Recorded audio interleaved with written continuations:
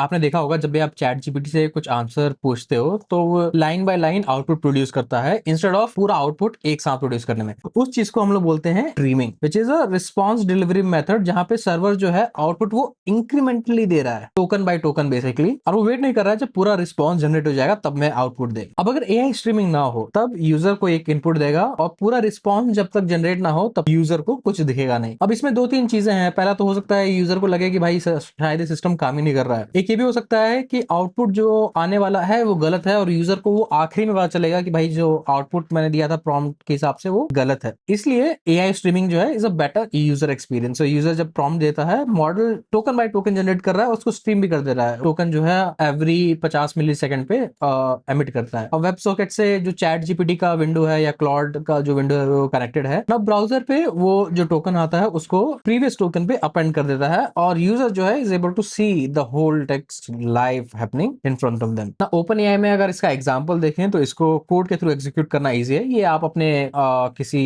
Project में भी use कर सकते हो। इसमें अगेन एक फंक्शन टूल है, हमने एक एजेंट डिफाइन कर दिया है। जब हम लोग आउटपुट बात कर रहे हैं तो हमको बस ये चीज ऐड करनी है, which is run streamed under using. ये इंपॉर्टेंट है, अदरवाइज काम नहीं करेगा। सो असिंग के अंदर ना स्ट्रीम करने के लिए, हम स्ट्रीम करने के लिए कुछ नहीं है, हमें एक असिंग फंक्शन डिफाइन करना है और उसके अंदर ये रन स्ट्रीम्ड फंक्शन कॉल कर देना है। इसी के अंदर हम लोग एजेंट और इनपुट को कॉल करेंगे। इसके करने से जो भी आपका आउटपुट ये एजेंट देगा वो स्ट्रीम आप करवा पाओगे।